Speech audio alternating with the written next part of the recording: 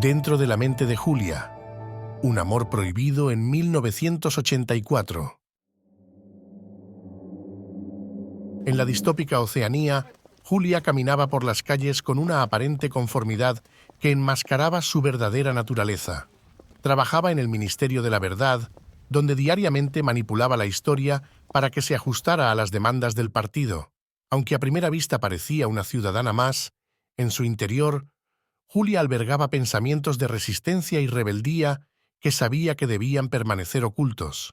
El control del partido era absoluto, y cualquier signo de disidencia podría llevarla a una condena segura. En su mundo, la vigilancia era constante. Las telepantallas vigilaban cada movimiento, y la policía del pensamiento cazaba sin piedad a aquellos que osaban desafiar al partido en su mente. Julia era una maestra en el arte del doble piensa, fingiendo lealtad mientras en su interior se rebelaba contra el yugo opresor del hermano mayor.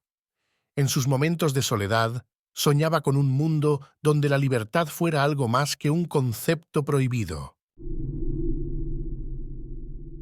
Antes de su vida en el Ministerio de la Verdad, Julia había trabajado como mecánica en el Ministerio de Ficción, donde la producción de novelas al servicio de la propaganda era su tarea diaria. Allí, su cintura estaba ceñida por la faja de la Liga Juvenil Antisexo, un símbolo de la castidad impuesta por el partido y una manifestación física del control sobre los deseos humanos. Julia recordaba esos días con una mezcla de nostalgia y resentimiento. Aunque la rutina era asfixiante, fue allí donde comenzó a cuestionar la realidad impuesta por el partido. Entendió desde muy joven que debía ocultar sus verdaderos pensamientos y emociones, que el amor y el deseo eran traiciones que podrían condenarla. En su corazón se rebelaba contra estas imposiciones, pero su rostro nunca traicionó sus pensamientos internos. La frialdad con la que podía ocultar su verdadera naturaleza se convirtió en su mejor arma contra la maquinaria opresiva del partido. Cada día en el Ministerio de la Verdad era un recordatorio del poder omnipresente del partido. Julia pasaba horas reescribiendo documentos y borrando cualquier evidencia que contradijera la narrativa oficial. Su tarea consistía en corregir los registros históricos para asegurar que siempre reflejaran las verdades cambiantes que el partido deseaba imponer. Al ver cómo los hechos eran distorsionados, sentía una mezcla de impotencia y rabia. La propaganda incesante proclamaba que la guerra es la paz, la libertad es la esclavitud, la ignorancia es la fuerza. Estos lemas resonaban en su mente, un eco de la manipulación que el partido ejercía sobre la población. Julia, sin embargo, encontraba refugio en su interior, donde aún se permitía cuestionar la realidad que la rodeaba.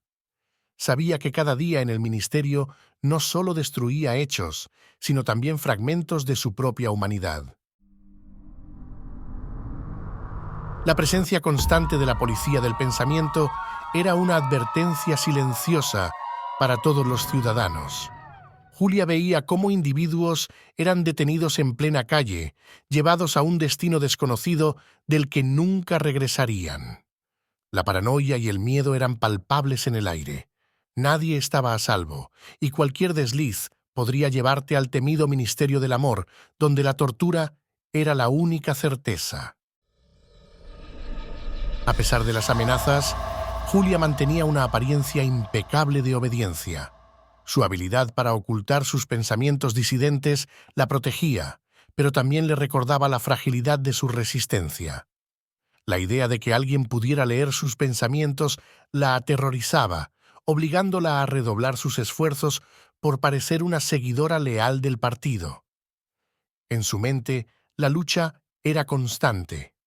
El deseo de liberación se enfrentaba al instinto de supervivencia.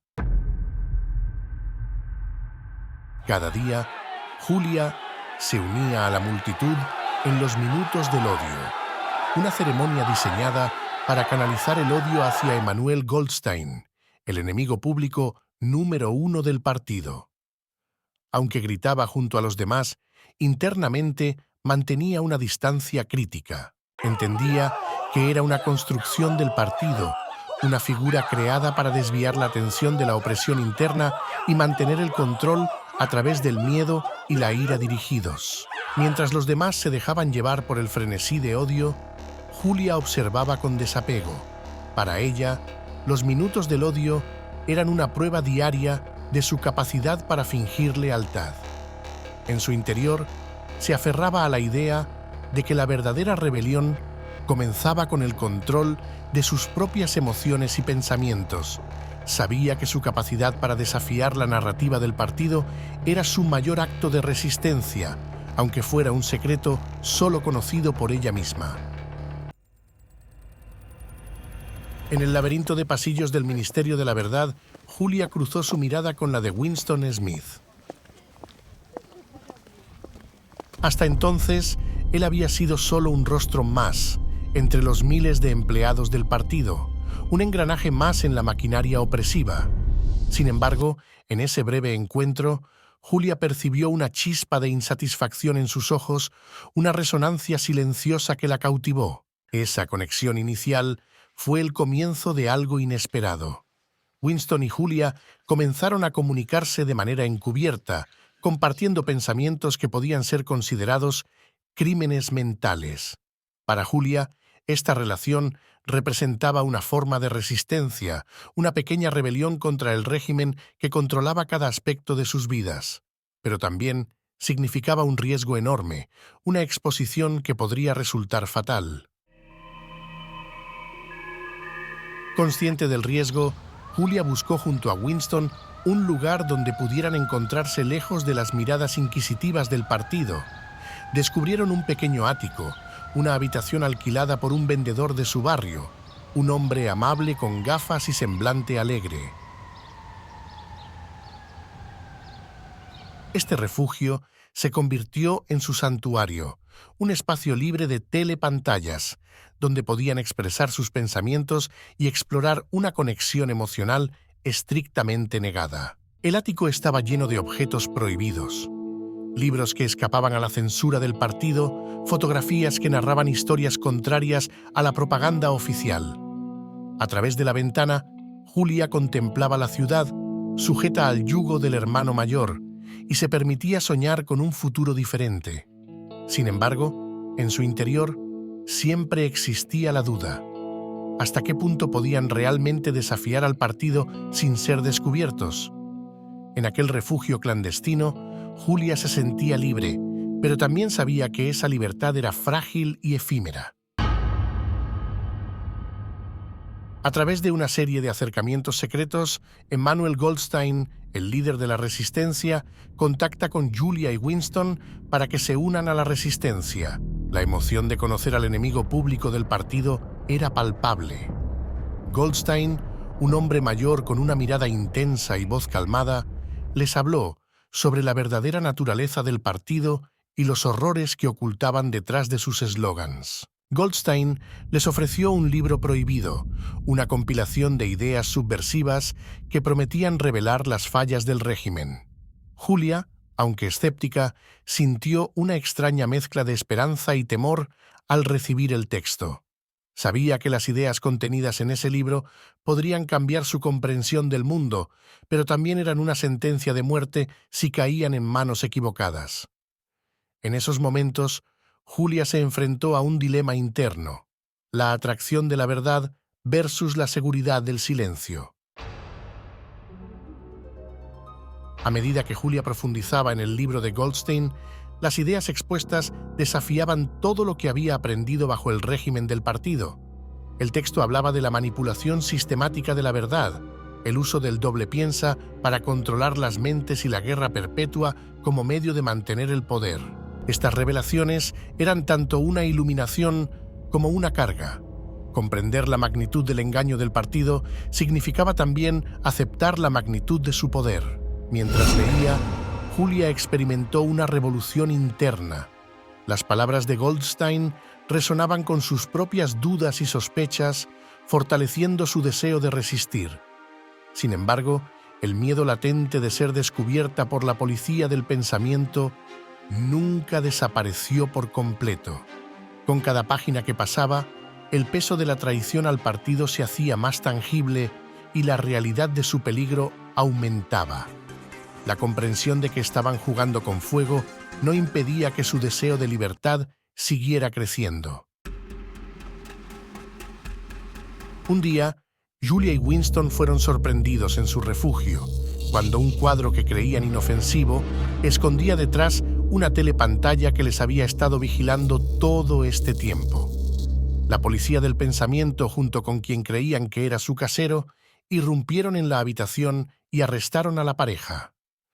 El amable anciano que creían conocer desapareció y resultó ser un agente del partido. Su semblante había cambiado y parecía mucho más joven y serio. El mundo de Julia se desmoronó cuando la verdadera naturaleza de Goldstein fue revelada. Lo que creían ser un acto de resistencia resultó ser una trampa cuidadosamente orquestada por el partido. Goldstein no era más que una herramienta para identificar a los disidentes y asegurar la lealtad del resto a través del miedo. La traición fue devastadora. Julia y Winston fueron arrestados por la policía del pensamiento, llevados al sombrío Ministerio del Amor para enfrentar las consecuencias de su desafío. En ese momento, Julia comprendió la magnitud del control del partido, un sistema que podía incluso transformar la esperanza en una trampa mortal. El dolor de la traición no solo residía en el engaño de Goldstein, sino también en la pérdida de la creencia de que una verdadera resistencia era posible. En el Ministerio del Amor, un gigantesco edificio sin ventanas, tan imponente como temido. En él, la tortura física y psicológica eran los métodos empleados para quebrantar cualquier espíritu. Julia fue encerrada en una celda con luces que nunca se apagaban hasta que perdió el sentido del tiempo. Día tras día, los agentes del partido trabajaban para desmantelar su identidad, imponiéndole la aceptación de las máximas del partido. La guerra es la paz. La libertad es la esclavitud. La ignorancia es la fuerza. Un día fue llevada a la celda 101 y allí fue interrogada por el mismísimo Goldstein. A través del dolor y la manipulación, Julia fue llevada al borde de la desesperación. Las promesas de Goldstein de traer paz y estabilidad parecían cruelmente irónicas en el contexto de su sufrimiento. Sin embargo, en su interior, Julia se aferraba a un último vestigio de humanidad, recordando los momentos de libertad que había compartido con Winston. Pero cada intento de resistir era rápidamente sofocado por la maquinaria opresiva del Estado, y poco a poco se fue desvaneciendo su voluntad de lucha hasta que por fin confesó y lo delató. Mucho tiempo después, Julia regresó a su vida cotidiana, aparentemente reinsertada en el orden social del partido. Un día se encontró con Winston y le confesó que le traicionó, y él le contestó que él a ella también. Después, se alejaron en direcciones opuestas para no volverse a ver jamás. Caminaba por las calles como una sombra de lo que alguna vez fue, con su voluntad quebrada y su espíritu sometido al control del partido.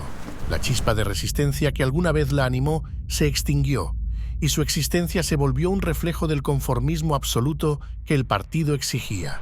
La vigilancia constante, las telepantallas y los lemas del partido, el hermano mayor vela por ti, eran recordatorios perpetuos de la opresión omnipresente. Julia había aprendido que en un mundo donde el doble piensa dominaba, la verdadera libertad era un lujo inalcanzable. La sumisión completa al partido era la única forma de sobrevivir en una sociedad que castigaba cualquier forma de desviación.